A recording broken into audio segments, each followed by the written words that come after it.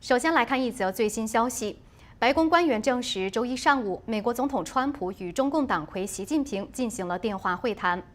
白宫指出川普与习近平讨论了贸易、台湾以及乌克兰的议题，但是在中共的声明中没有透露任何具体的协议内容，如采购美国的大豆等事项。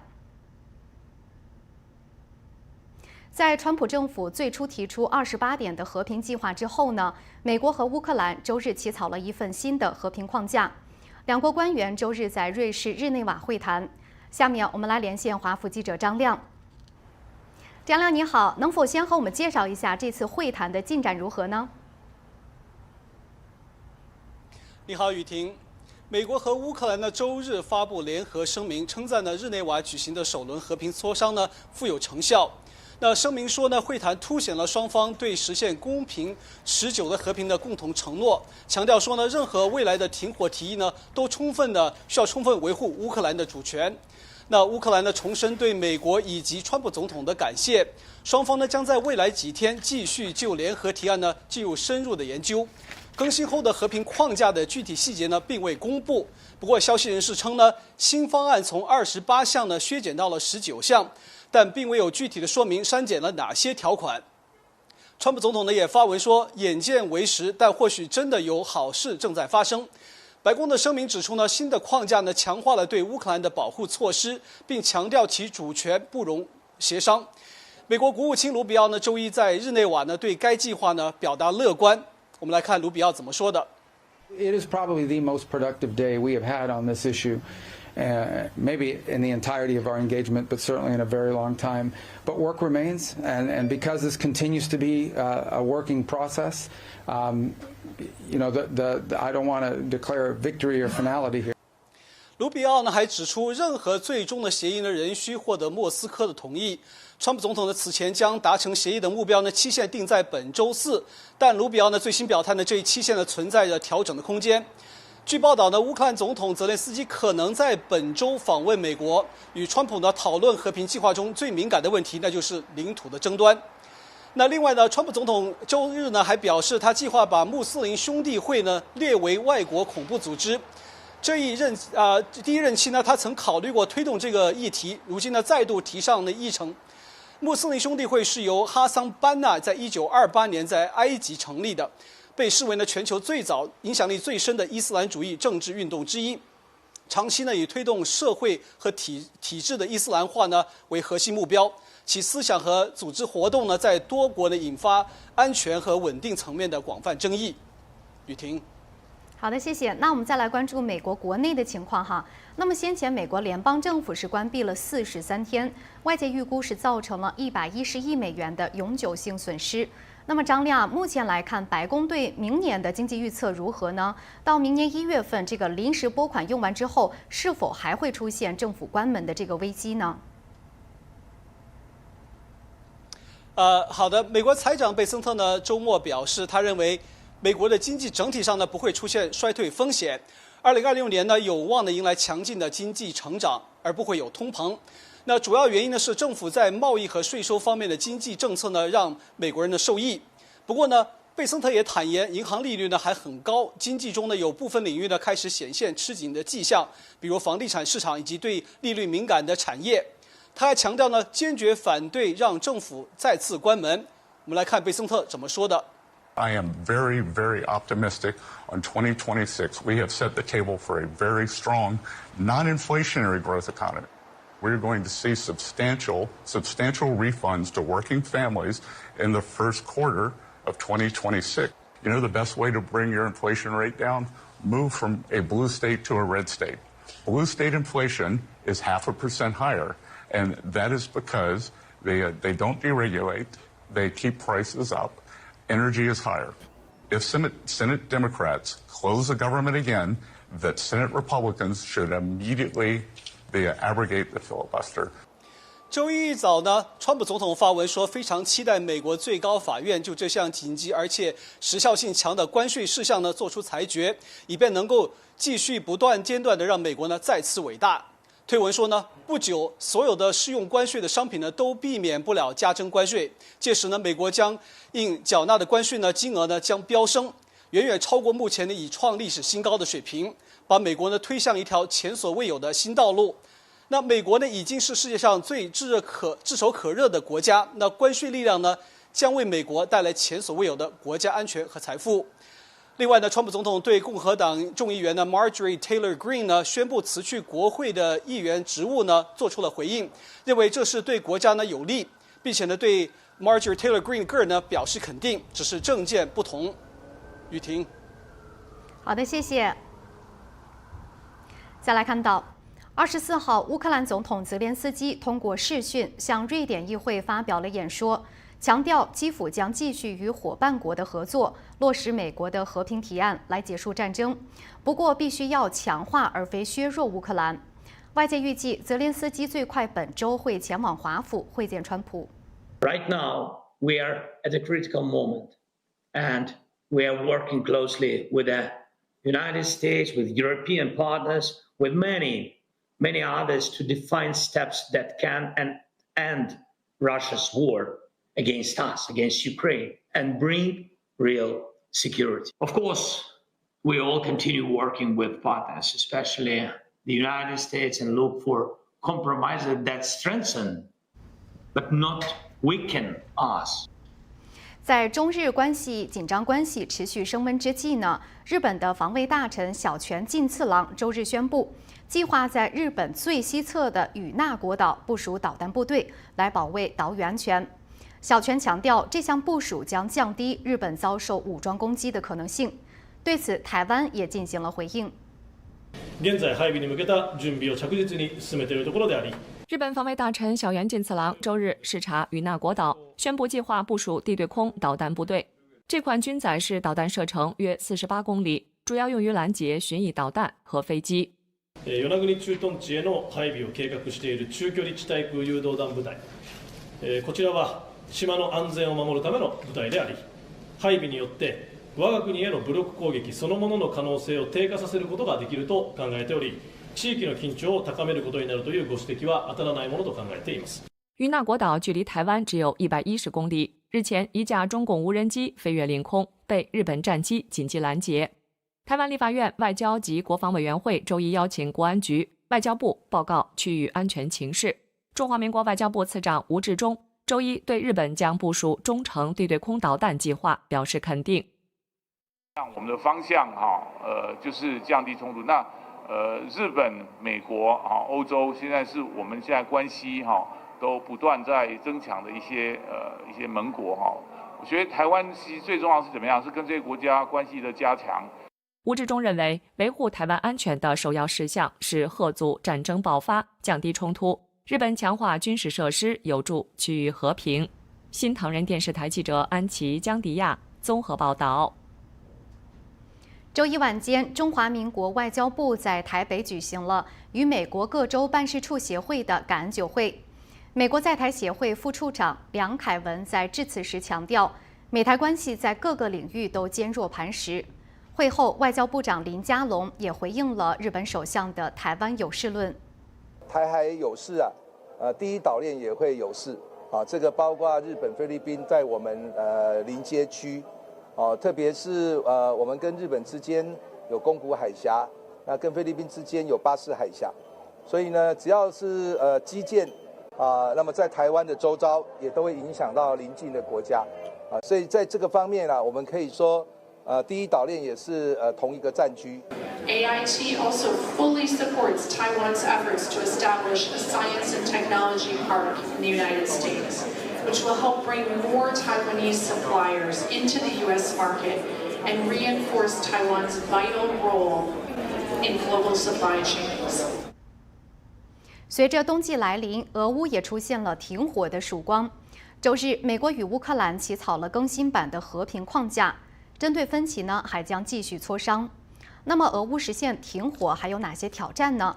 下面来看本台记者史戴芬妮·考克斯对传统基金会高级研究员、海军退役军官布伦特·萨德勒的采访。您认为，一旦达成和平协议，美国和北约在黑海应该以什么样的形式存在？黑海是俄罗斯的软肋，一个可以真正牵制俄罗斯强大陆地力量的地方。但同时，乌克兰在失去克里米亚时，也失去了大量海上能源储备，因此，给乌克兰某些保证，或阻止俄罗斯重建黑海舰队，都能为乌克兰提供优势，以防俄罗斯从陆地再次发动攻击，或重新挑起争端。除了黑海之外，北约和美国在达成协议中面临的主要全面挑战是什么？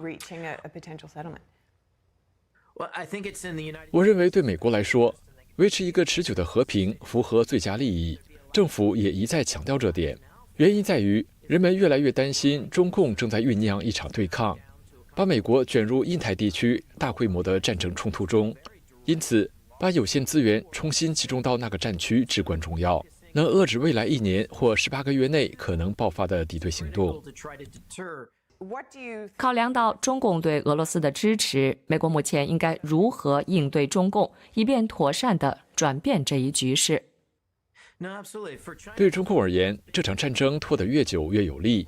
西方国家不断消耗弹药，但这同时也向北京发出了讯号：如果真的决定对台湾发动战争，将会面临什么？那就是北约的团结，以及北约国家不断增加的防务开支。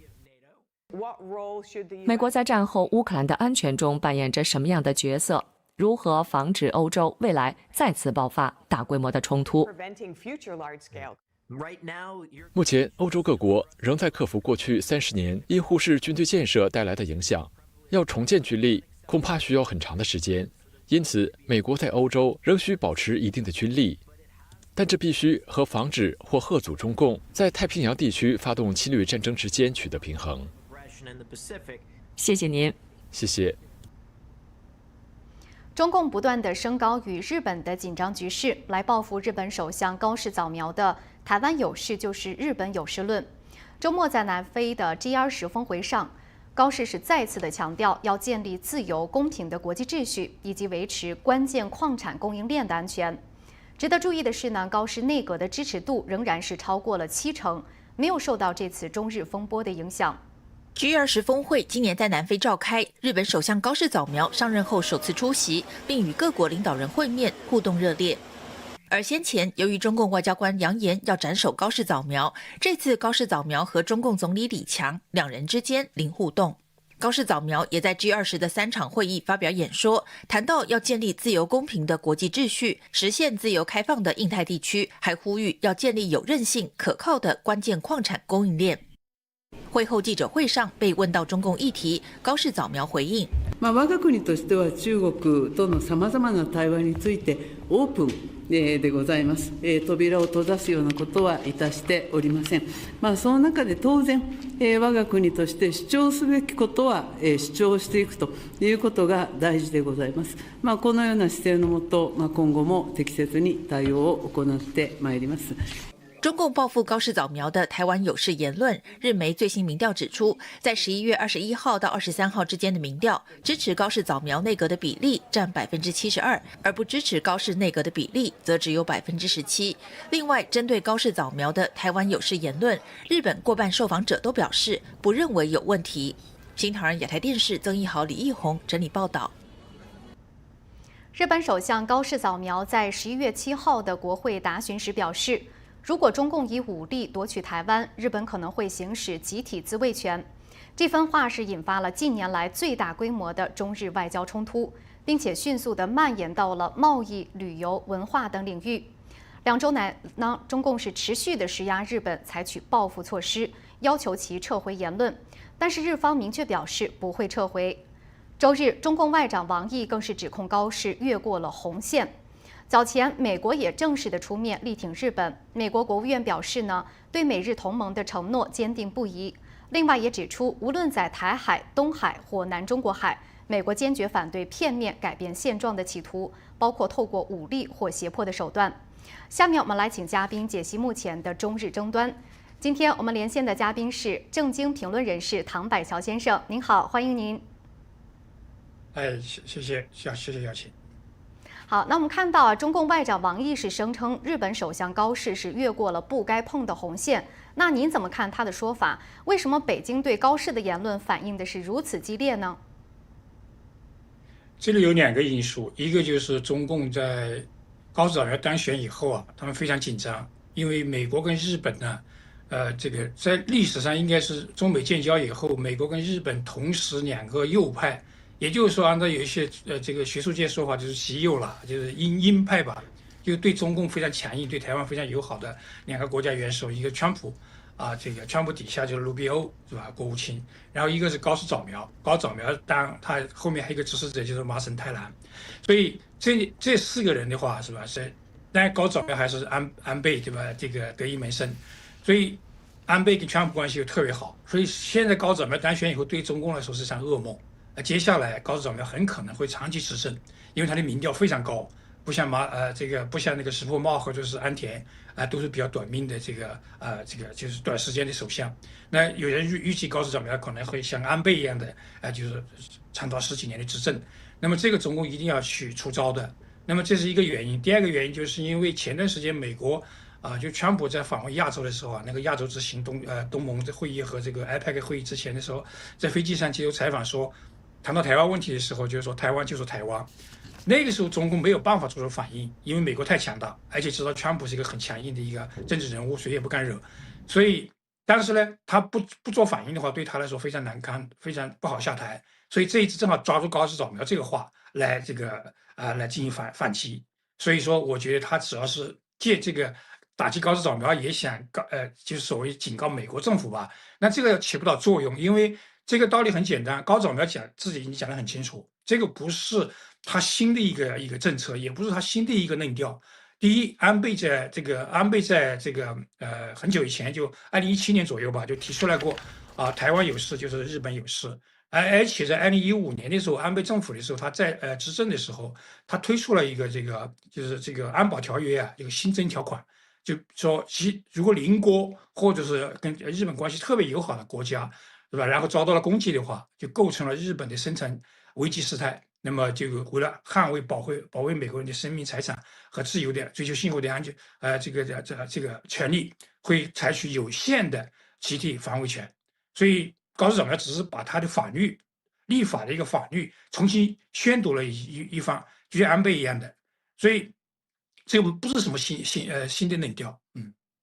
是。那我们再看这场中日争端的焦点之一台湾那么台湾的外交部是批评中共致联合国的信函是恶意扭曲史实。那您怎么看台湾在这场冲突中的角色呢？那么我们看到这场中日冲突，您觉得是否会让台湾在国际上获得新的关注与机会呢？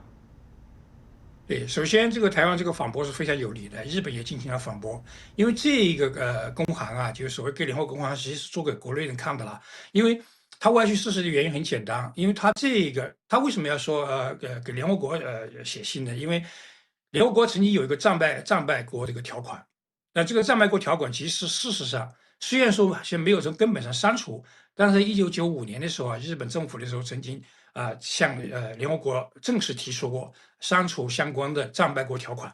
那么这个后面在1995年的时候也通过了决议，也就是50号决议和52号决议。这个决议里面就提到了要尽快废除这个相关的战败国条款。然后这个战败国条款实际上形同虚设，就是形同废纸了。在2005年的时候已经把它列为这个联合国的下一步要工作的一个重点清单。所以现在大家公认的就是这个条款已经作废了。所以这个时候但是联合国去告这个状的话，它事实上是不构成法律基础的。第二个就是台湾方面，因为台湾方面借这个机会引起了整个国际社会的关注。台湾问题其实一直是受打压的，台湾本身早就是一个独立自主的一个政体或者是一个国家，我们叫中华民国也好，叫其他也好。那么美国这个总统前段时间这个川普也说台湾就是台湾，也就是说跟中华人民共和国没什么关系。那么在这个情况下的话，中共的调子越高，其实对台湾是越有利的，因为会引起国际社会重新来思考过去是吧的一些做法，包括把这个台湾撤的在国际社会的孤立，是吧？甚至在联合国这个卫生组织都被孤立，这个是不人道的，2300万的生命是吧？然后置之于不顾。所以我觉得台湾只要能挺住，高市早苗肯定能挺住，那么台湾会在国际社会的空间只会越来越大，而不会越来越小。是。那我们看到，在此次的中日冲突之中啊，日本的最新民调就显示，多数的民众是支持高市早苗在台湾议题上的表态。那么，如今日本还计划要在距离台湾东海岸约68英里的与那国岛军事基地去部署导弹。那么，我们看到中共在周一对此是强烈的反对啊。您认为这场风波接下来可能会怎样的发展呢？那是否会加速中日关系的这种恶化呢？这场风波最后的结论很简单，就只会是中共退步，而不会是日本退步，因为日本没有可退，除非他修改法律，是吧？那不可能在中共的压力之下修改这个相关的这个安保条约嘛。现在日本只会进步，不会退步，因为要求更多的是吧权利，更多的自卫权是吧？甚至于可能要和平修改宪法，然后改成这个建立国防军。它不会退步到这个二战时期或者说之前的时期，所以这个是一个趋势，这是第一个。第二个，其实现在的国力情况也不一样，中共的经济面临着全面崩溃，而日本的经济现在开始经过30几年的沉寂以后，现在开始重新腾飞。然后这个我长期去日本，我也非常清楚这一点。还有一个就是日本对这个中共的依赖也越来越少。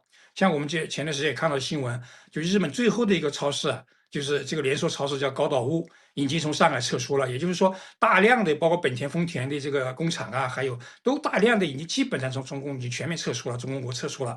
所以他们对中共的这个依赖已经越来越少，跟美国情况还不太一样。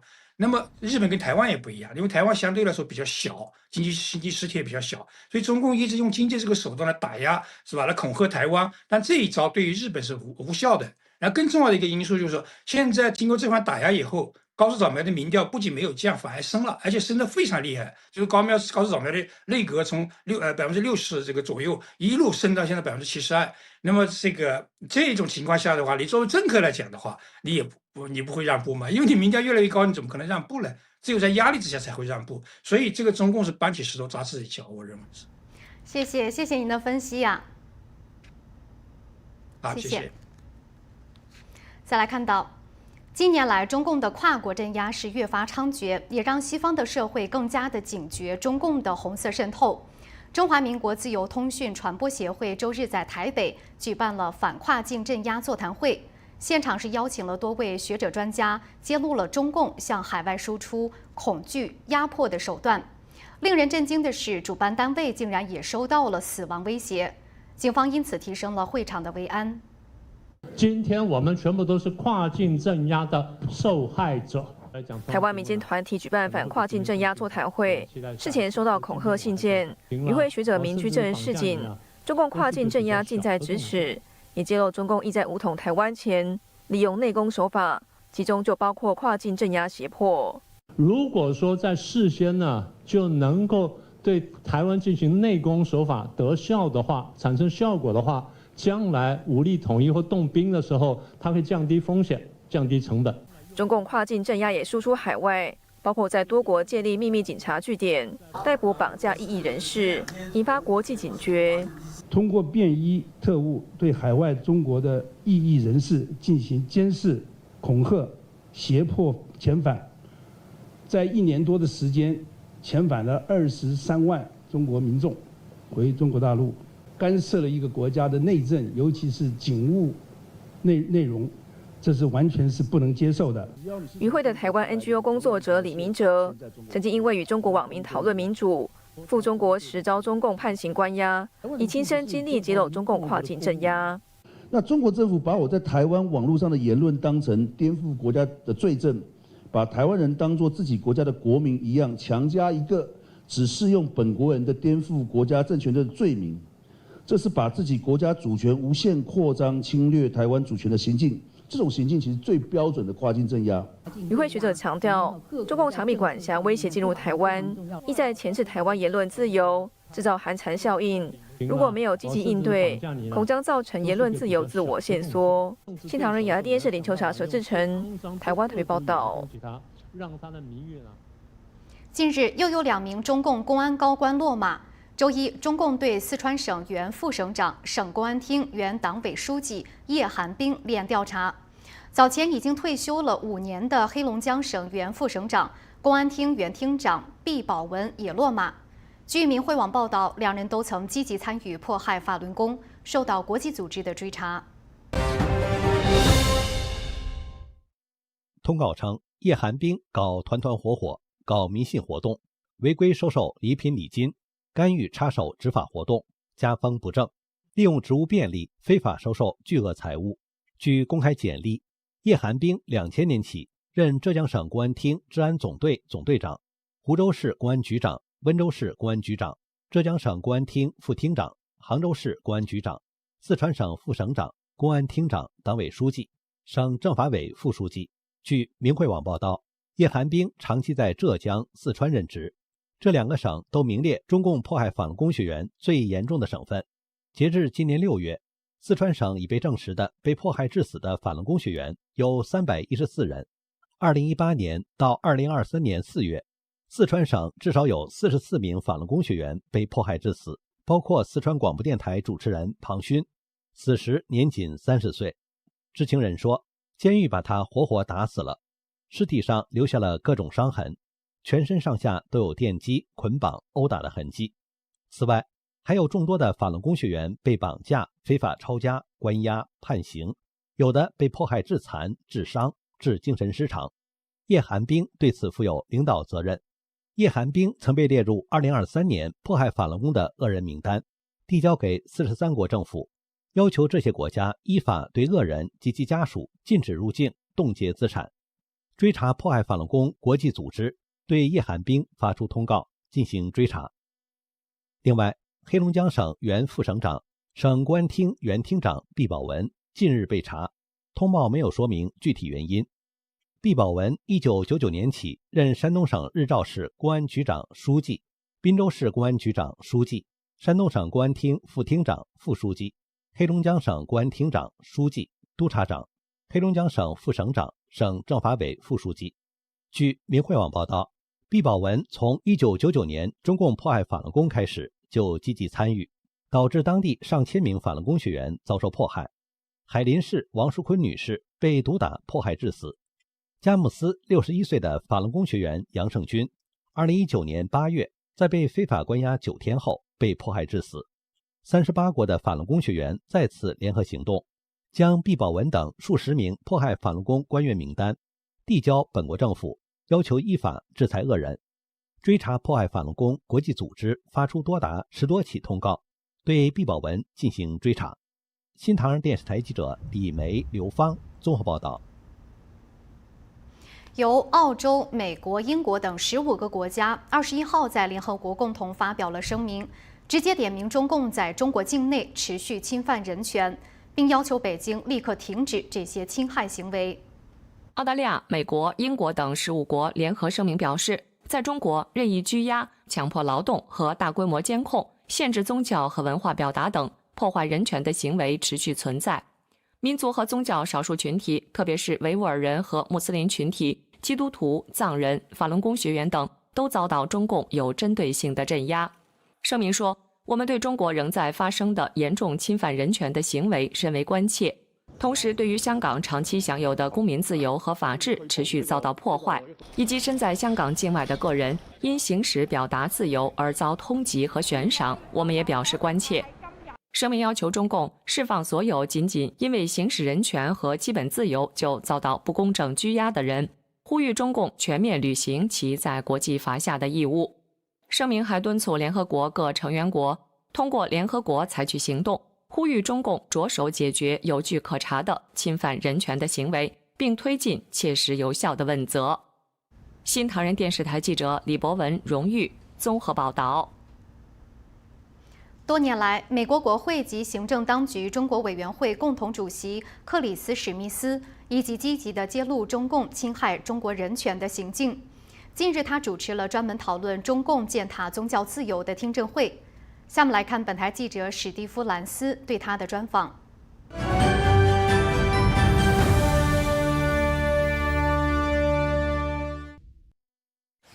史密斯议员，欢迎您。谢谢，我很荣幸。几十年来，您一直是中国以及全球人权议题的主要倡导者。您怎么看目前中国的人权状况？目前，在习近平治下，中国的人权状况在各方面，尤其是宗教自由，简直糟透了。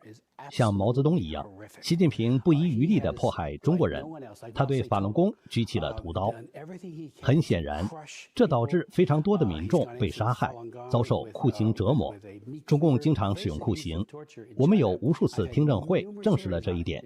中国人被捕后就会被施以酷刑，遭受严重迫害。他们不仅会被剥夺食物和水等，还会被电棍电击。施暴者甚至把电棍放到受害者的生殖器或嘴里，还电击其他非常敏感的部位。可见这些人有多么变态，令人恶心。在中共强摘器官的问题上，我提出了一项法案，目前仍在美国参议院等待表决。今年稍早，该法案在众议院以406票对1票通过，在上一届国会也通过了。这项法案就是制止强摘器官法案。我们知道，习近平与中共正通过贩卖器官赚取巨额金钱。中共每年杀害5万到7万甚至更多的年轻人，为获得器官谋杀他们。我主持过多次听证会，证实活摘器官确实正在发生，这一点不容置疑。这真的令人震惊。器官贩卖不是发生在黑市，也不是某个人的流氓行径，而是国家主导的。这是由国家主导的，而且具有工业化规模。打开的麦克风传出，普京和习近平在谈论器官移植、延长寿命。他们都很清楚器官从哪儿来，尤其是习近平，他清楚这些器官是从受害者身上获取的。我曾邀请一位实际参与器官移植的医生来听证会作证，他谈到，有一次他的一个病人因为没充分麻醉，摘取器官时痛苦地尖叫。我提出建议，希望这次听证会能促成各宗教派别的领袖们组成代表团，与川普总统会面。尤其是在川习会之前，相信总统了解情况后会受到触动的。您认为我们应怎么做才能确保人权议题持续受到关注，而不是像您提到的被商业或贸易协议所掩盖？这个问题很好。让我极度失望的是，许多企业界重要人物对人权迫害视而不见。他们的默许甚至助长了中共的迫害行径。中国是一个出口型国家，如果中共当权者明白必须大幅改善人权状况并做出改革，才能维持和美国、欧盟等国家的贸易关系，那他才会做出改变。国会议员，您认为在美中战略竞争中，人权迫害是否总是一个容易被忽视的脆弱环节？我认为，在美国政商界，太多人对人权迫害的关注实在太少。我们应该把人权作为与中共接触的核心议题。美国当然希望能和它进行贸易，但如果将人权作为前提条件，那中共的表现会有所不同。议员，感谢您的分享，谢谢。中共政治局第3号人物、迫害法轮功的血债帮要员赵乐际，目前正在澳大利亚访问。周一，堪培拉罕见地进行严格防护，要求在赵乐际造访期间呢，国会大厦停用 WiFi 和蓝牙，防止被中共的黑客攻击。澳洲人权律师敦促澳洲政界拒绝接待赵乐际。据澳洲议会服务部的内部邮件，在中共人大常委会委员长赵乐际周一到访期间，在指定区域内，相关人员需关闭所有可联网设备，包括手机、平板与笔记本电脑，停用 WiFi 和蓝牙，并提醒议员，如果身处接近区域，要特别留意，因为相关连线可能被利用。与此同时，中指中国滥用器官移植国际联盟委员会成员、人权律师马德琳·布里吉特敦促澳洲政界拒绝接待赵乐际，并警告接待赵有损国家声誉。他表示，澳洲领导人应清楚自身责任，在与可能涉及或曾实施严重侵犯基本人权行为的人物接触或合作时，应进行人权职责调查。赵乐际在中共党内仅次于习近平与李强。追查迫害法轮功国际组织指控，赵乐际是江泽民、曾庆红为首的迫害法轮功血债帮在现任高层的重要成员。新唐人电视台记者安琪、王艳桥综合报道。